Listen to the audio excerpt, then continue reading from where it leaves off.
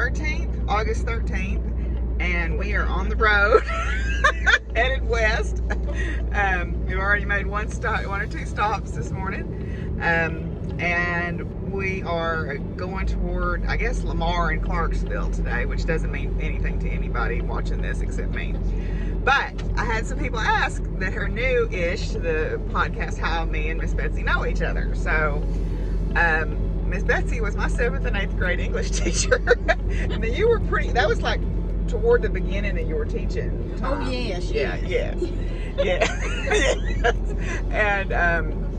And then when I came back from Oklahoma, I started volunteering at the school some, and Miss Betsy had helped me get in the door volunteering down there, and you were the GT coordinator at that point, right? Yes. Okay. And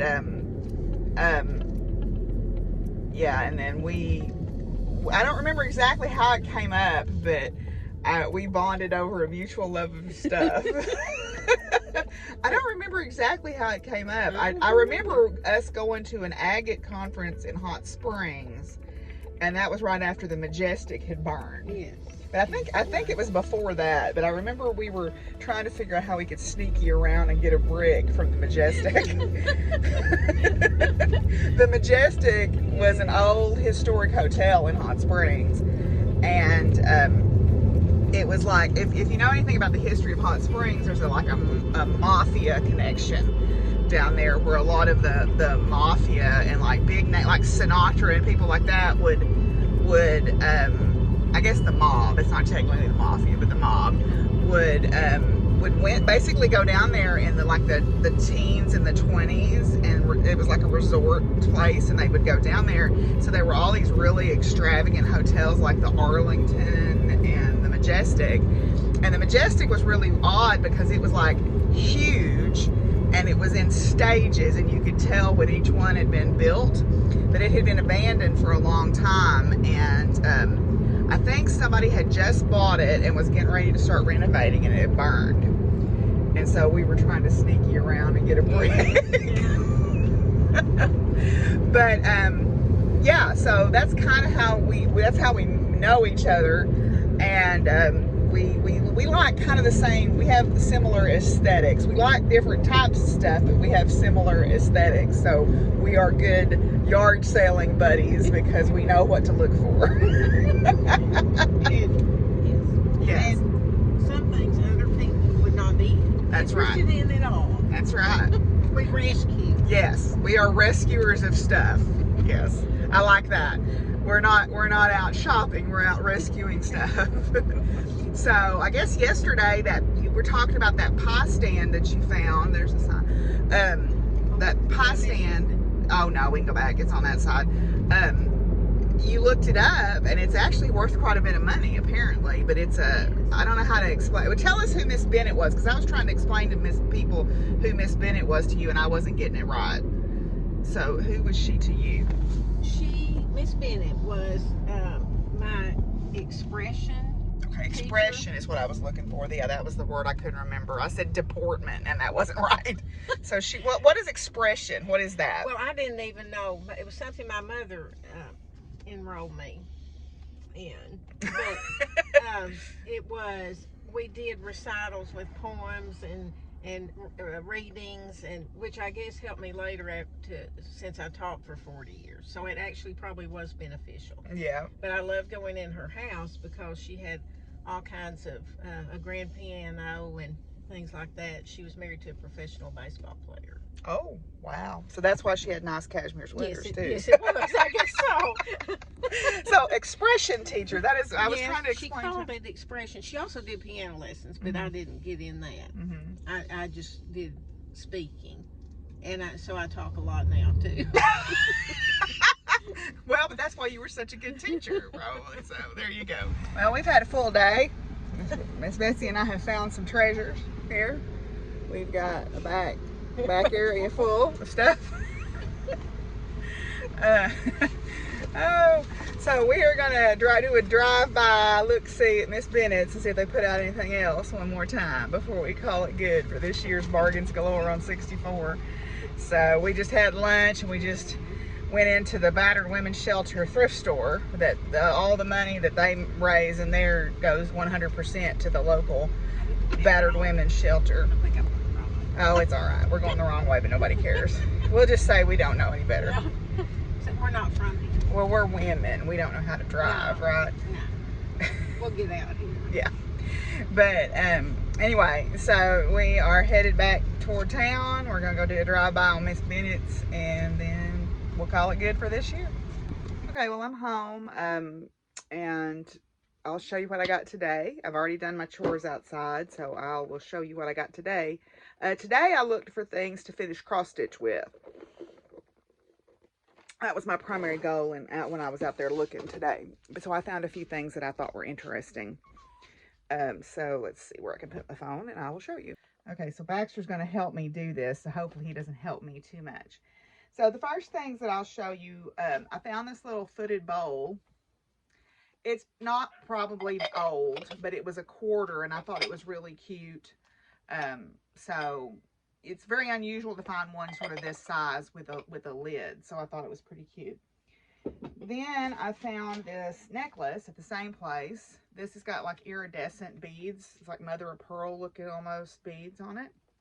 The middle ones are. So I thought it was really pretty. And the clasp on it tells me it's probably at least vintage. Then I found this poor little guy. This is one of those printed panels, and I thought he was so sweet looking, and he was 25 cents. So he'll go with my old toy collection. Then I found at the same place this little bag. This is meant to be a wallet. It looks brand new, but I thought it would be a great little notions pouch for a sewing project or a cross stitch project. It's got a pocket here where you can put your phone in there, but you could put whatever you wanted to in that front cover, and then it's open on the inside. So I thought that was a neat little, I thought that'd make a neat little notions pouch for a quarter. There was a place that was selling earrings, so they were doing wood cut. Looks like they have their own laser cutter, so I bought these earrings to wear. There. So I got those 3 pairs of earrings, and they were running a half price sale on those. Okay, then I found this little plate rack. Now, my kitchen, I've put a wall up that's old barn tin from one of our old barns, and I need to hang my artwork and stuff back up in there, and that's one of my, what'd you do? You got on my pen, didn't you? One of my deep cleaning projects. But this is a plate rail, okay, where you can put this up, and so I don't mind the red. I think what I'm going to do is sand it a little bit to make it look distressed. And then I've got some things that I could, they're not plates, they're like little plaques and stuff that I could put up there that are like farm stuff. So because I put all like farm fresh signs in my kitchen. Then I found this doily, and it's very nicely done. It's a nice starch doily. It was a quarter. And taking a page out of Catherine from Knit and Knot by the Seas book, I found this cushion. This is a hand-pieced quilt block, and it's signed down here. It's a Martha Washington Star, ELN 1992. I'm gonna make this into a bag. Okay, I'm gonna do like she does and cut this open on the top. It's got the flap on the back that I'll have to sew up, but I'm gonna make this into a bag, like a tote bag. I think that'd make a really pretty tote bag, and it's basically already sewn together. So I'm just gonna take the Pilliform out and reuse it, right? And then turn this into a really cute little tote bag. I'll probably put a lining in it. I saw some places where people were lining bags with old blue jeans, so to make them a little bit more durable. So I might use some of my old blue jeans and do that. Let's see. Okay, then as far as cross-stitching finishes, oh, I do have one other thing that I'll show you. We decided to go to Marva. And Marva is my favorite thrift store. It is a locally owned thrift store. Someone had brought in a large number of musical instruments. There was like 4 guitars, there was 3 or 4 electric guitars, there was a lot of musical instruments. So, And this was a little bit of an impulse buy. I bought myself a clarinet. And for those of you who don't know, and a lot of you probably don't, I went to college on a full ride music scholarship. I was a clarinetist, and I was also played low reeds. I played pretty much every type of clarinet. Alto clarinet, contrabass clarinet, bass clarinet, double contrabass clarinet, all of them. I played them all. I played regular B-flat clarinet in the marching band, but in concert season I played bass clarinet, and then I was in several musical ensembles. So even though I was a physics major, I was involved in the music stuff too, because it gave me a nice balance to the physics. Well, I had a clarinet that my mother had saved up to get me to, in beginning band, and I played that all the way through high school and all the way through college. And when it was time for me to go to graduate school, I did not have the money for the moving truck, and so I sold my clarinet to pay for the moving truck. And that has always bothered me. Now, I contacted the people that I sold it to, and they said, well, we donated it to a band program. So I'm fine with that. I'm glad that it's going on and teaching other young people how to play clarinet. But I've always been kind of playing with the idea of getting another one. So I found this one today at Marva, and it was only $30. It's not a great one, but it's a start. And I was like, okay. So impulse purchase. So there's a little trivia, Deborah trivia for you. So my last things that I'll show you here. Now, I bought this for the frame, and then I got to looking at it. This is a signed and numbered print. It's called Fine Hair, and she's all dressed up there, and it's signed on the back. So I'm going to keep her. I like her. So she's going to get hung up in my quirky art on my bedroom wall. So I like her. I especially like her little gloves. She doesn't have the little fingers, so they're all loose there. So I'm keeping her. But some of the other things that I found that I thought would be cute to finish cross stitch on, I found this little easel. It's chalkboard on one side and corkboard on the other. So I thought this would be a cute thing to finish a cross stitch on, especially like on this side. Maybe just like sew around the edges, and you're going to jump up there and knock that down, aren't you? Yep. Okay. So I found this. Then I found this little stand of a thing. Now, I think they drove this nail in there extra, but that could be pulled out, or you could put something in extra. I'm gonna have to move this. Put you right here. Will that work? Maybe. Okay. So I thought this would be cute. I don't necessarily I'm not crazy about the color, but I could sand it and make it look a little distressed. The nail obviously was added later, but it could be pulled out and repaired. So I thought that would be cute to put a cross stitch on. Then I found this frame. Now the back part is messed up, but it's got the wall hanging tabs on it too. And it's a brand new frame. So it was $1. And it's got a mat in it. So, that'd be great to finish something with. Baxter is determined that y'all know that he is present. So he keeps knocking my phone up, going where my phone is and knocking it down. Then there's this. This is, I think, like a back to school thing, but I don't necessarily want to keep this, but I like the presentation of the little hanger thing here. So you could hang something like a little small off of that, and then just paint over this and just put like a flowers or, maybe decoupage some scrapbooking paper or something on it. Then there's this. This is meant to be, I think, for wedding pictures, where you put your wedding picture up here and your invitation, but you could put,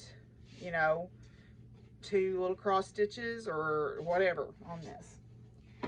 Then this is it's a little picture on a canvas that's put in this frame, and you could very easily take this canvas out and stretch a different cross stitch or a cross stitch over it.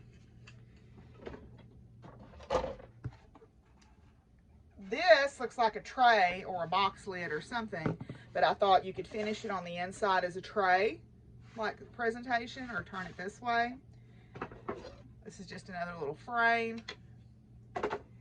And then this is another frame that I found. It's an older wood frame. I didn't want the art, but it was a quarter, so, you know. Okay, so I think that is everything from Bargains Galore. We had a good couple of days. You know, I was glad that we got to go.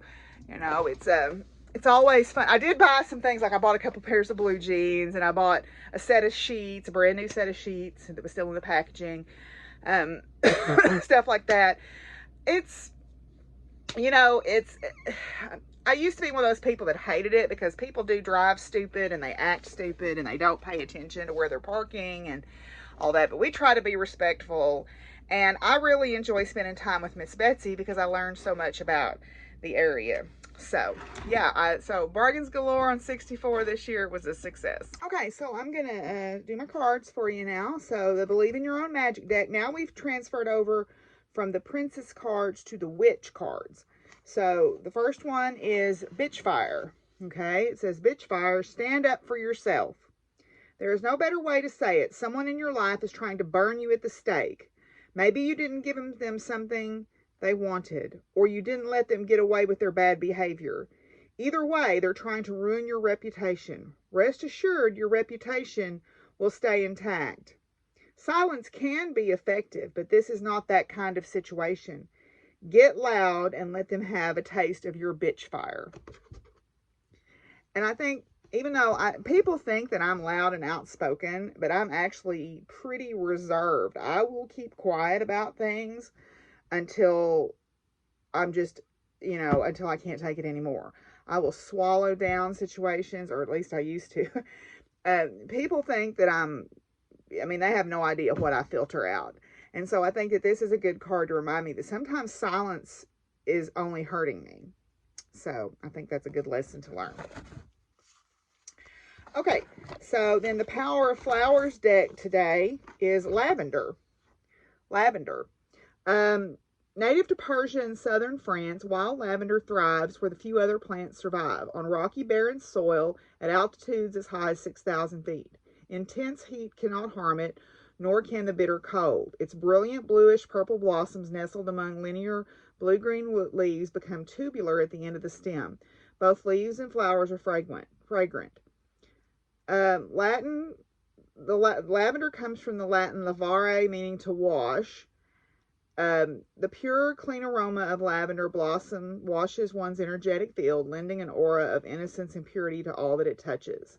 As a flower remedy, lavender soothes and heals a shattered nervous system overly burdened by the stress and demands of a high-energy life, which we can all relate to. The archetype is the Archangel Raphael. Raphael, whose name literally means God heals or God is healed, protects and overlights the nature kingdom, his healing presence extending outward to envelope all earthly beings, including plants, trees, animals, insects, rocks, and minerals, as well as humanity. Clothed in all shades of lavender, he carries a golden vial of lavender oil and a spear symbolizing the stem of the lavender plant. The healing is, you are under the protection of the Archangel Raphael. Your mental anguish and cumbersome worries are washed clean. Earthly burdens are lifted and vision is purified. Raphael drapes his violet blue wings around you, reminding you are never alone on your healing journey.